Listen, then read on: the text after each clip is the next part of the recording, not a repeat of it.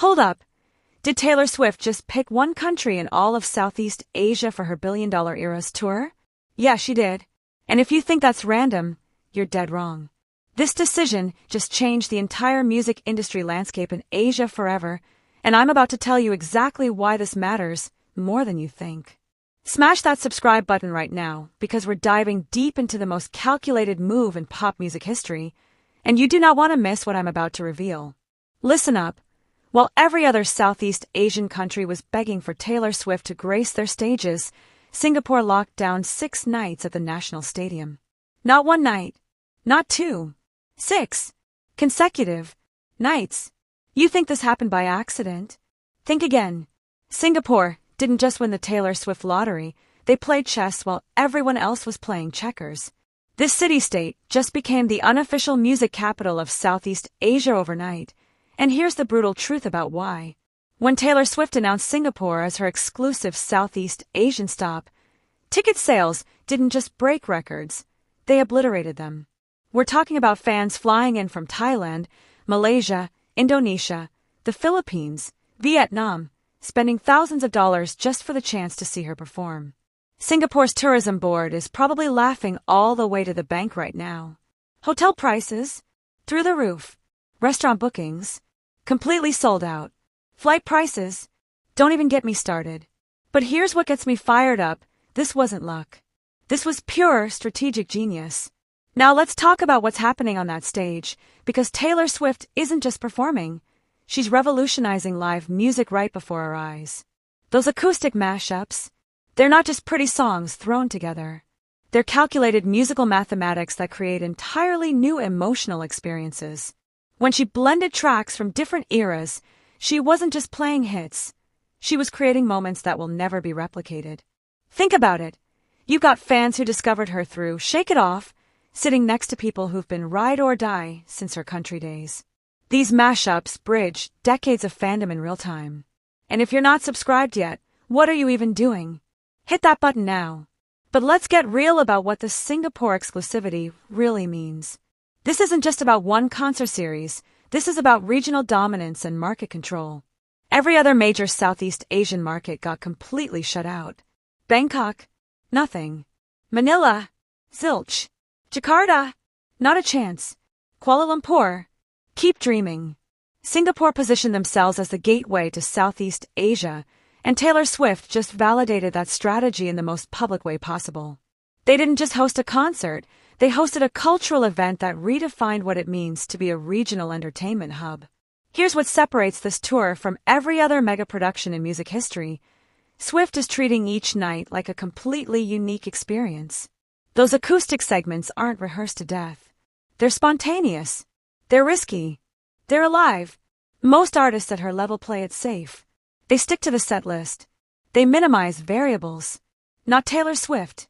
She's out there creating musical lightning in a bottle, night after night, and Singapore gets to witness all of it. 6 nights means 6 different acoustic experiences, 6 different emotional journeys, 6 different pieces of music history being written in real time. But here's where this gets insane. This Singapore exclusivity is sending shockwaves through the entire global music industry. Other major artists are watching. They're taking notes. They're realizing that sometimes choosing one strategic location is more powerful than spreading yourself thin across multiple markets. Swift just proved that scarcity creates value, that exclusivity drives demand, that sometimes less really is more. Before we continue, if this analysis is opening your eyes to how the music industry really works, you need to share this video. Seriously, share it. Your friends need to understand what they just witnessed. Let's talk about what it actually feels like to be in that stadium. 6 nights means the energy builds progressively. Night 1 is electric. Night 6 is volcanic. The fans who manage to snag tickets for multiple nights, they're witnessing an evolution in real time. They're seeing how Swift adapts, how she reads the crowd, how she crafts each experience to be unique yet cohesive. This isn't just a concert series. It's a masterclass in audience connection and live performance artistry. Singapore's economy just got a Taylor Swift injection worth hundreds of millions. Hotels, restaurants, transportation, retail, every sector is benefiting from this decision. But more importantly, Singapore just proved they can handle mega events at this scale. They're positioning themselves for future exclusives. Other major artists are watching and thinking, if I want to make a statement in Southeast Asia, Singapore is the place to do it. Here's what really gets my blood pumping about this whole situation. Swift chose Singapore because they understand the global nature of her fanbase. This wasn't about picking the biggest market or the most obvious choice. This was about choosing a location that could accommodate fans from across the entire region while providing world-class infrastructure and an unforgettable experience. Singapore didn't just win a concert series, they won a statement about their place in the global entertainment ecosystem. Swift's team didn't just throw darts at a map.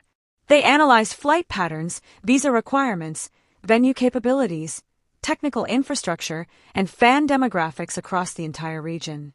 Singapore checked every single box.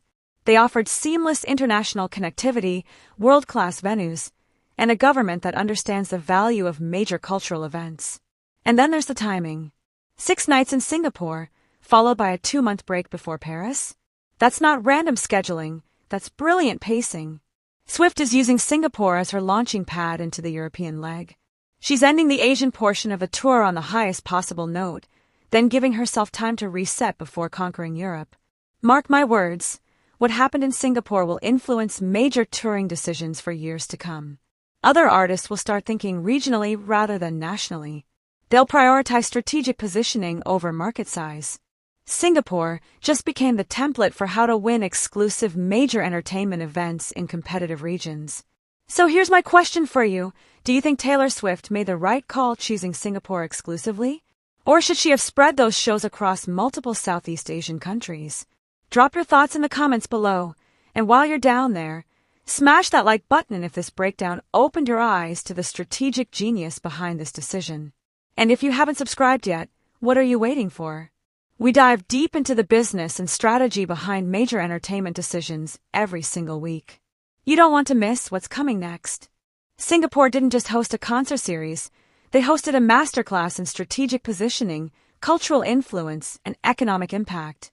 Taylor Swift didn't just perform, she made a statement that will echo through the music industry for years to come. This is how you change an entire region's entertainment landscape in 6 nights.